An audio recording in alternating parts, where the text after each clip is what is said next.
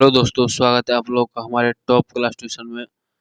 दोस्तों, आज फिर एक बार आप लोगों के बीच आया है क्लास नंबर 39 लेकर के। ठीक है, आप लोग देख रहे हैं हमारे साथ टॉप क्लास ट्यूशन चैनल पर प्रदीप सर के साथ। ठीक है, और अगर आप लोग जीके जीएस की तैयारी कर रहे हैं किसी भी कंपटीशन एग्जाम की के लिए, जीके जीएस और जीए, ये तीनों की अगर आप लोग खोज कर रहे हैं तो आप लोग बहुत अच्छे प्लेटफॉर्म पर आ चुके हैं, सही जगह आ चुके हैं। ठीक है, इसमें दोस्तों आप लोग के लिए हम एनसीईआरटी से, लुसेंट से, पीवाईक्यू से, तीनों से मिक्स करके बहुत जो इम्पोर्टेंट क्वेश्चन होता है उसी को लाते हैं। और प्रत्येक क्वेश्चन का खास बात ये है कि प्रत्येक क्वेश्चन को हम ऑप्शन के साथ समझाते हैं, डिस्कस करते हैं। ठीक है, और एक सेट में, एक क्लास में 25 क्वेश्चन होता है। आप लोग बिहार पुलिस या एनटीपीसी या बिहार एसएससी, एसएससी, बीपीएससी ऐसी किसी भी परीक्षा की तैयारी कर रहे हैं तो आप लोगों के लिए सेशन बहुत खास होने वाला है। और अगर आप लोग को हमारे सेशन की फ्री में पीडीएफ चाहिए तो जो दोस्त हमारे साथ बने रहेंगे लास्ट तक, उसको हम फ्री में अंतिम में पीडीएफ देंगे। और आइए चलते हैं पहला नंबर का क्वेश्चन पे, देखिए।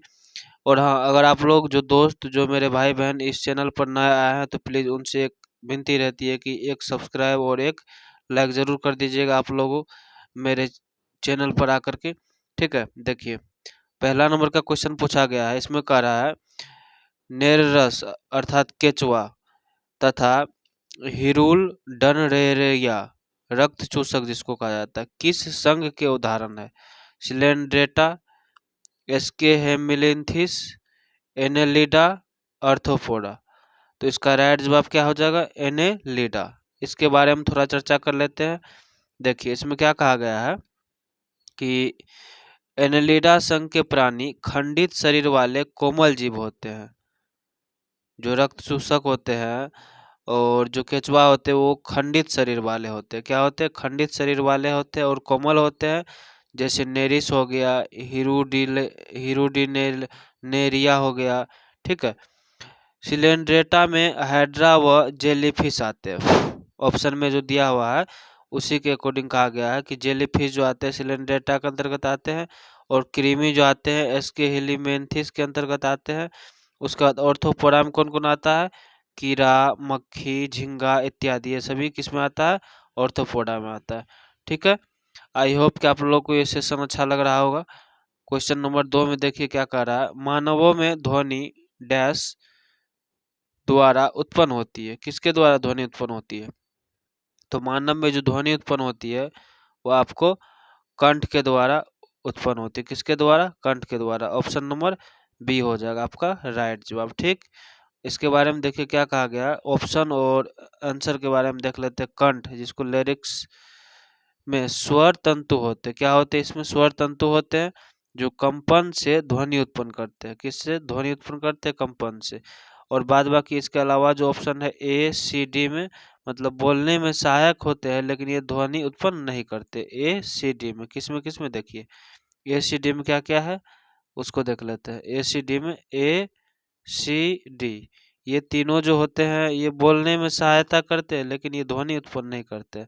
ध्वनि सिर्फ उत्पन्न कौन सा करते हैं? ऑप्शन नंबर बी, कंठ। ठीक, नेक्स्ट क्वेश्चन पर चलते हैं। क्वेश्चन नंबर 3 में पूछा गया है।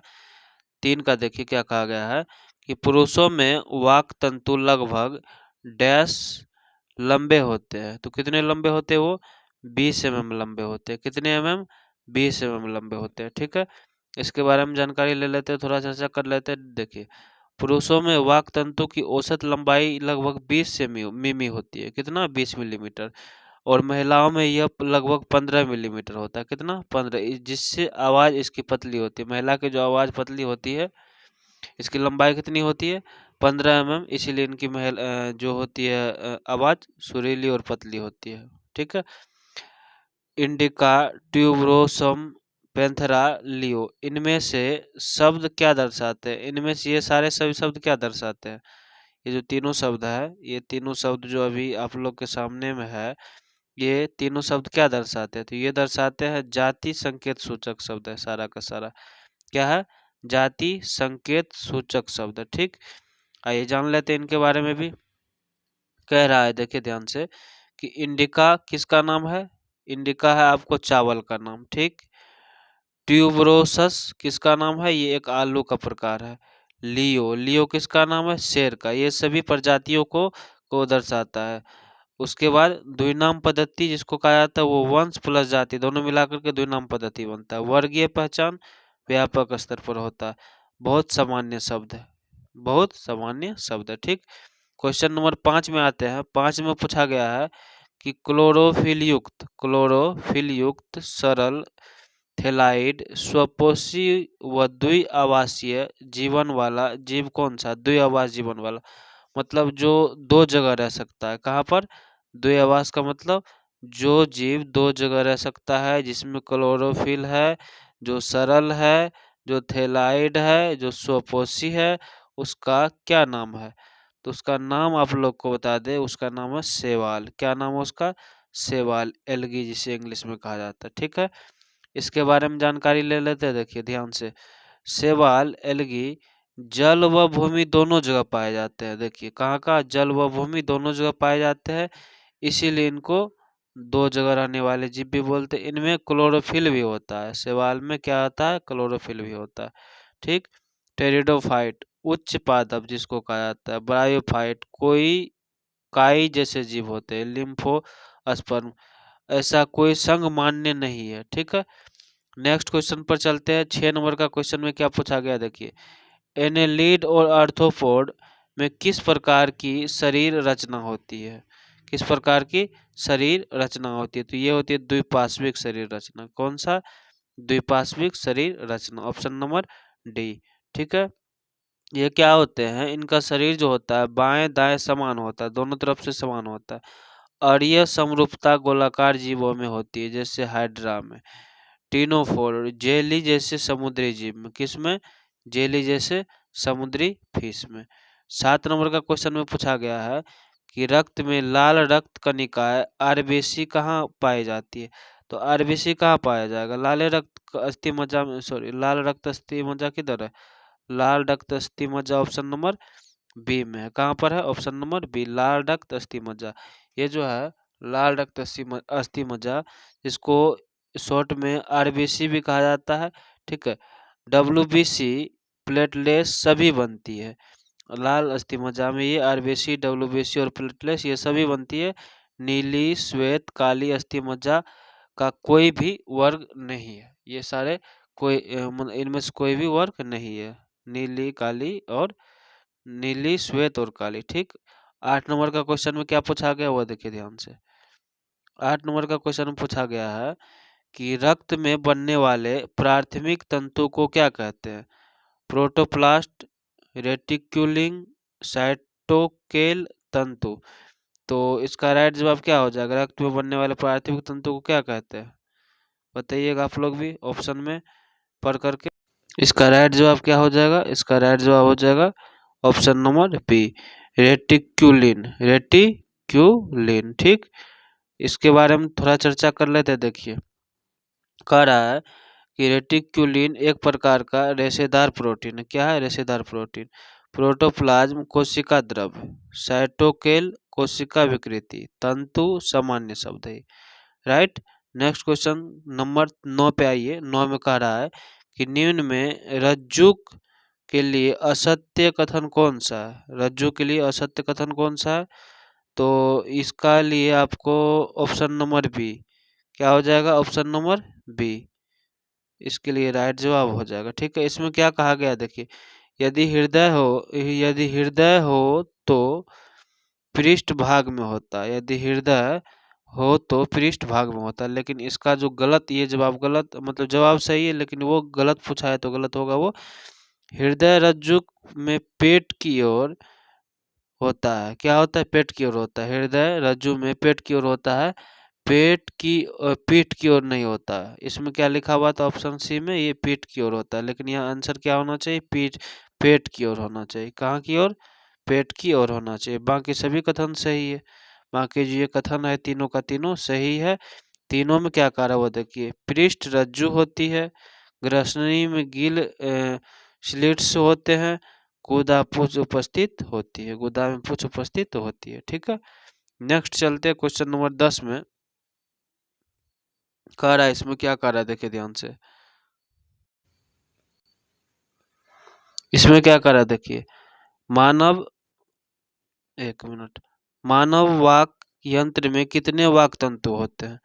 तो इसमें जो वाक तंतु होते हैं वो होते हैं 2 वाक तंतु। कितने वाक तंतु?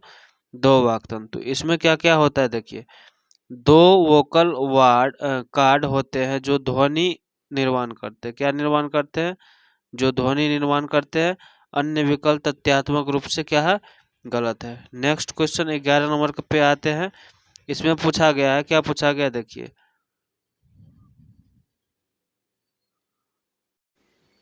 क्वेश्चन नंबर में पूछा गया प्लेटलेट्स का दूसरा नाम क्या है?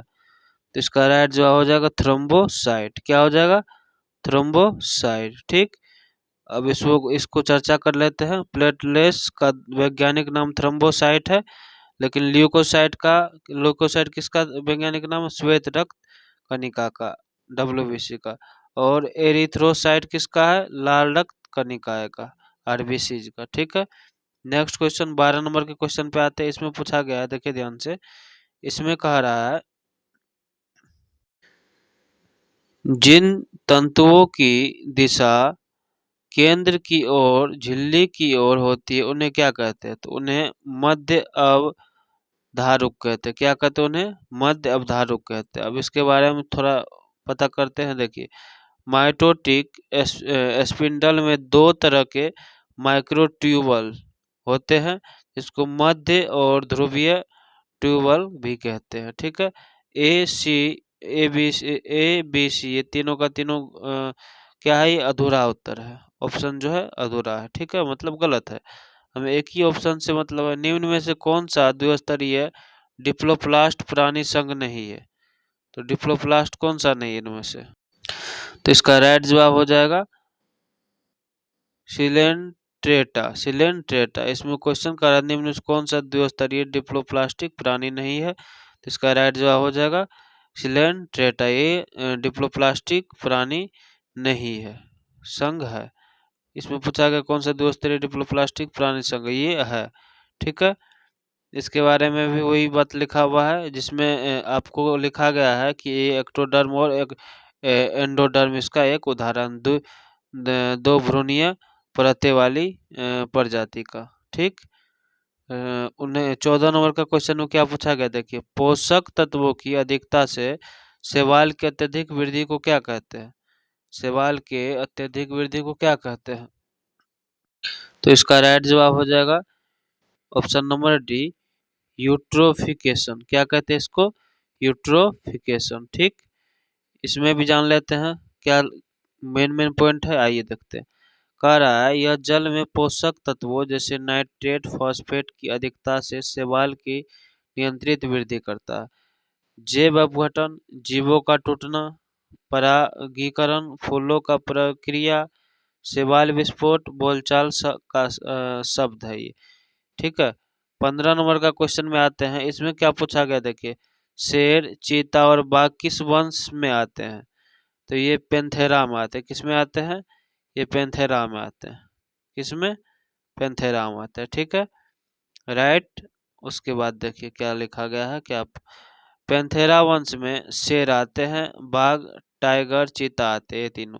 फील्स घरेलू बिल्लियां आदि, सोलो सोलोनम पौधे, आलू टमाटर, टाइग्रिस बाघ की प्रजाति, और वंश जिसका नहीं है वो इन सभी के अंतर्गत आते हैं। 16 अर्थात 16 द्वितीयक मेरिस्टमेम, द्वितीयक मेरिस्टेम के बीच जो अस्थायी उत्तक होता है उसे क्या कहते हैं? तो उसे क्या कहते हैं? उसे अंतर्वर्ती कहते हैं। क्या कहते हैं? अंतर्वर्ती कहते हैं। ठीक है। देखिए ध्यान से, यहाँ पर प्राथमिक जिसको कहा जाता है जड़े तने के सिरे पर होते हैं। पालेम गलत विकल्प है, अपिकल शिखर में होता है। ठीक है। नेक्स्ट पर 17 नंबर पे आते हैं। इसमें पूछा गया है, देखिए ध्यान से, इसमें पूछा गया है कि प्लेट वर्म्स को किस संघ में रखा गया है? तो प्लेट वर्म को किस संघ में रखा गया बताइए आप लोग। तो प्लेट वर्म को जो रखा गया है वो किस में रखा गया है? Platyhelminthes, Platyhelminthes, option number D, flatworms को किस संघ में रखा गया? तो ऑप्शन नंबर डी इसका राइट जवाब हो जाएगा। नेक्स्ट पर चलते हैं। देखिए इसमें क्या कहा गया, मोलस्क को रखा गया घोंगा ऑक्टोपस, इसके में कार्डेटा को रखा गया है रज्जु कधारी, टिनोफोरा समुद्री जेली जैसे जीव इन सभी के अंतर्गत आते हैं। ठीक है, 18 नंबर का क्वेश्चन में पूछा गया, महिलाओं के वोकल कॉर्ड पुरुषों की तुलना में कितने छोटे होते हैं? तो ये छोटे होते हैं 5 मिलीमीटर कम होते हैं। कितने? 5 मिलीमीटर कम होते हैं। पुरुष के वोकल कॉर्ड 20 के लमसम होता है, महिला के 15 के लमसम होता है। ठीक है, 19 नंबर का क्वेश्चन में आते हैं। पूछा गया है कि अंगूर में कौन सा अम्ल पाया जाता है? अंगूर की बात करें तो वो टार्टरिक अम्ल पाया जाता है। इसमें अंगूर में टार्टरिक अम्ल पाया जाता है और अंगूर में मुख्यतः टार्टरिक अम्ल ही पाया जाता है, जिससे उसका खट्टा स्वाद होता है। अंगूर का जो स्वाद होता है वो खट्टा होता है, खट्टापन होता है। निम्न में से कौन सा जीव टिश्यू कल्चर में उपयोगी जेल पदार्थ बनाता है? एगार, क्लोरेरा, स्पिरुलिना, लिम्फोस्पर्म। तो इसका राइट जवाब की अगर बात करें तो ये हो जाएगा एगार। क्या हो जाएगा? एगार। 20 के बाद आपको ये क्वेश्चन जो है, देखिए ऑप्शन इसका डिस्कस कर लेते हैं। एगार एक जेल जैसा पदार्थ है जो शैवाल से प्राप्त होता है। एगार कहाँ से प्राप्त होता है? शैवाल से। और ये जेल जैसा एक पदार्थ होता है, प्रयोगशाला में माध्यम के रूप में प्रयोग किया जाता है। ठीक है, क्लोरेला, क्लोरेला अर्थात प्रोटीन युक्त शैवाल, स्पिरुलिना अर्थात पोषण पूरक, लिम्नोस्पर्म अर्थात सामान्य विकल्प। ठीक है, आई होप दोस्तों ये सेशन आप लोग को अच्छा लगा होगा। ठीक है, ये सेशन यहाँ पर विराम ले रहे हैं, इस सेशन को दे रहे हैं। और अगर आप लोग को हमारे चैनल की फ्री में PDF चाहिए तो ये लिंक को आप लोग को कॉपी करना है यहाँ से, और टेलीग्राम में जा कर के पेस्ट करके वहाँ पर हमें फॉलो करके आप हमें हमसे जिस क्लास की भी PDF मांगेंगे वहाँ पर हम आपको फ्री में प्रोवाइड करेंगे। ठीक है, अगर आप लोगों ने अभी तक हमारे चैनल को सब्सक्राइब नहीं किया तो सब्सक्राइब और लाइक ज़रूर कर लीजिएगा। और मिलते हैं फिर एक अगले नेक्स्ट क्लास में। Thank you.